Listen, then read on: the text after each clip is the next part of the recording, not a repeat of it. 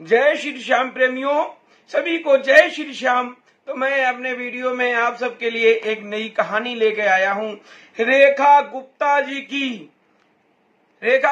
की ऐसी कहानी आप सुन करके आपके रोंगटे खड़े हो जाएंगे और आपको रोना आ जाएगा। किसी का घर बचना होता तो किस तरह से किसी का घर बच सकता है।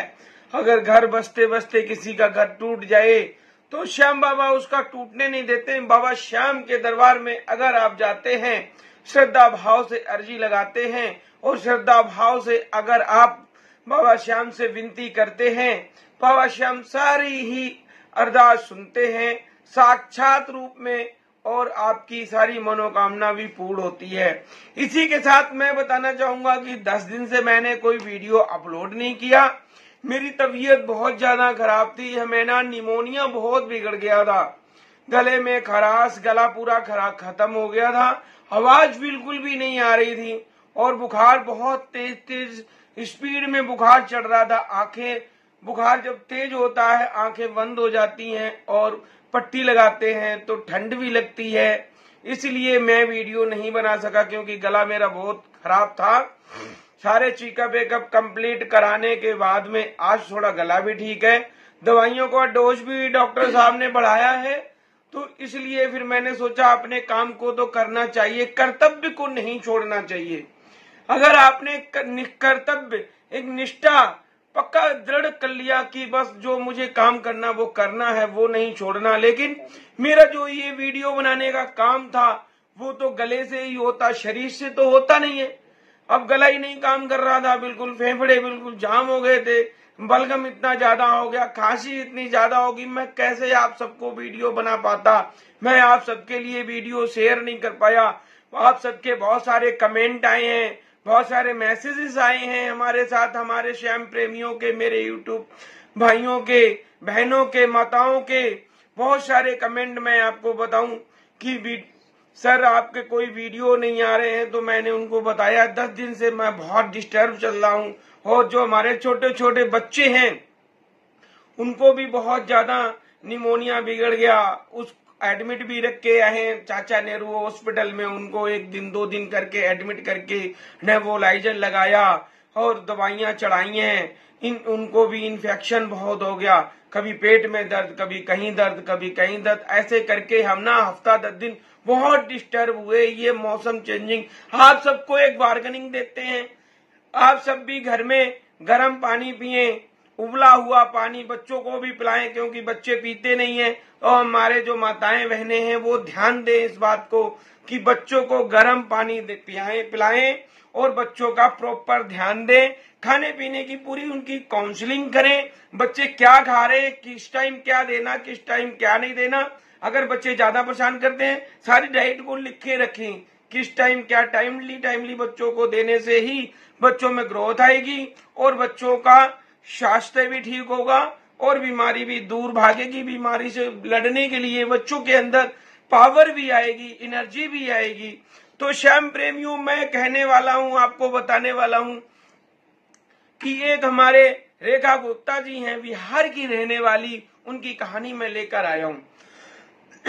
उनकी शादी को 10 साल हो चुके थे और उनके कोई घर में बालक नहीं जन्मा।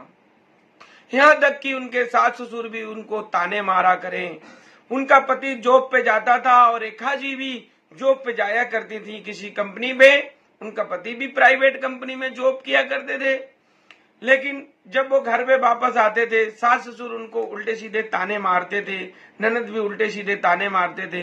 बहुत दिन गुजर जाने के बाद में 2-1 साल और गुजर जाने के बाद में रेखा जी के सास ससुर ने सोचा कि मेरे बेटे में कोई कमी तो है नहीं, बहू में कमी है, मैं दूसरी शादी कर लूंगा, कम से कम मेरा वंश तो चलेगा।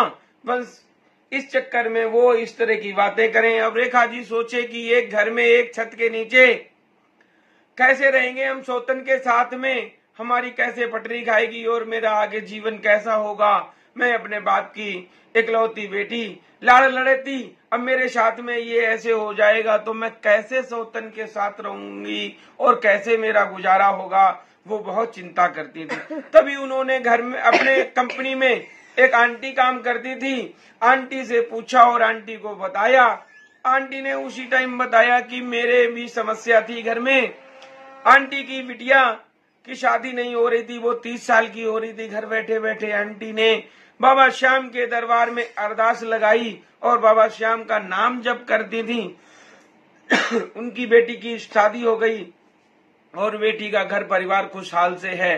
तो बेटी ने बताया, आंटी जी ने बताया रेखा जी को कि आप भी इसी तरह करें, बाबा श्याम को अरदास लगाएं और बाबा श्याम के सुबह शाम बाबा श्याम की धूप बत्ती करें और बाबा श्याम को घी का दीपक जलाएं। बाबा श्याम आपके जीवन में खुशियां जरूर लाएंगे। श्याम बाबा सारी चीजें, सारी परिस्थिति आपकी देखते हैं, पढ़ते हैं, पर दृढ़ विश्वास होना चाहिए। हम इंसानों में यही तो कमी होती है कलयुग में कि विश्वास तो है नहीं, नाम जप तो है नहीं, फल मिल जाए। अरे रोटी रखी है अगर तो उसको खाना पड़ेगा, वो तभी मुंह में जाएगी, अपने आप चल के तो नहीं जाएगी। ये तो आपको पता ही होगा। इसी तरह से बाबा श्याम के प्रति पूरा संपूर्ण विश्वास रखना चाहिए। कलयुग में बाबा श्याम सबके बारे में सब देखते हैं, बस ये विश्वास अगर हमें दृढ़ विश्वास पूरा मजबूत अंदर से होता है, हमारा काम बहुत जल्दी बन जाता है और हमारी जो समस्या होती है बाबा श्याम बहुत जल्दी सुनते हैं। अगर हमें विश्वास नहीं है, हम बेमन से बाबा श्याम की पूजा आराधना करते हैं, अगरबत्ती करते हैं और बेमन से अगर हम बाबा श्याम को अरदास लगाते हैं, वो तो सबकी सुनते हैं, काम तो पूरा करेंगे, लेकिन उसमें समय लग जाता है, उसमें बेचैनी रहती है।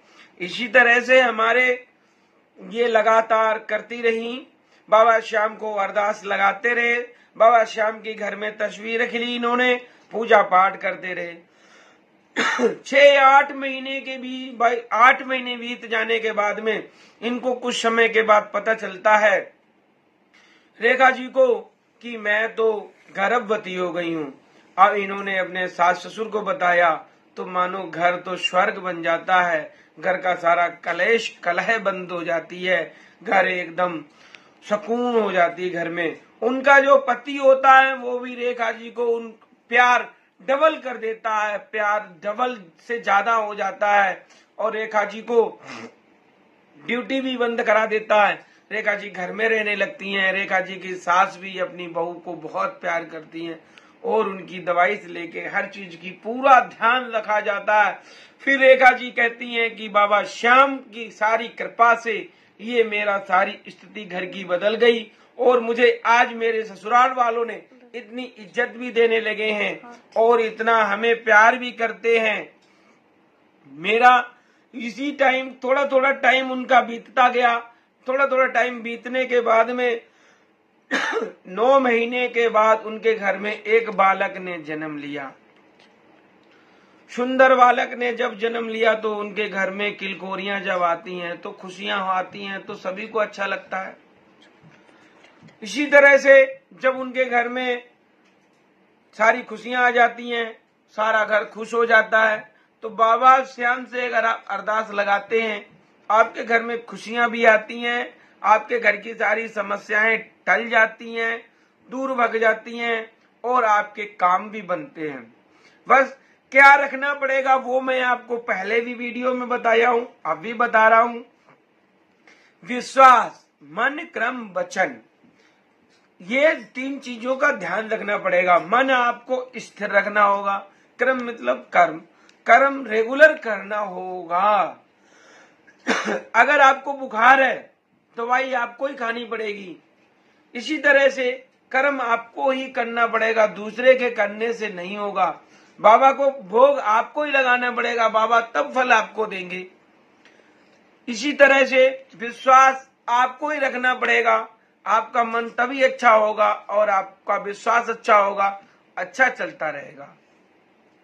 तो ये भी वीडियो मैं यहीं पे खत्म करता हूं और मैंने आप सबके बीच में ये वीडियो लाया हूं। अच्छा हो लगे तो वीडियो लाइक करना, शेयर करना, सब्सक्राइब करना और मेरा चैनल, आपका चैनल जो है आप लोगों का भक्ति करो रेणु के साथ, ये आपका अपना सबका चैनल है, इसको ज्यादा से ज्यादा शेयर करो, लाइक करो, सब्सक्राइब करो। और किसी बहन का अगर गोद हरी भरी हो जाती है, मेरे मित्रों, मेरे प्रिय दोस्तों, मेरे श्याम प्रेमियों, आपका कुछ भी नहीं बिगड़ेगा। आपको दुआएं मिलेंगी, आपको कृपा मिलेगी, और हमारे बहनों के घर हरे भरे हो जाएंगे, उनके घर में तिलकोरियां फूटेंगी, तो आपको भी अच्छा लगेगा। संसार में कोई भी व्यक्ति परेशान होता है, अगर उसके घर में खुशियां आए तो आपको, पड़ोसियों को भी अच्छा लगता है। जय श्री श्याम, जय श्री श्याम प्रेमियों। आज के लिए इतना ही काफी है।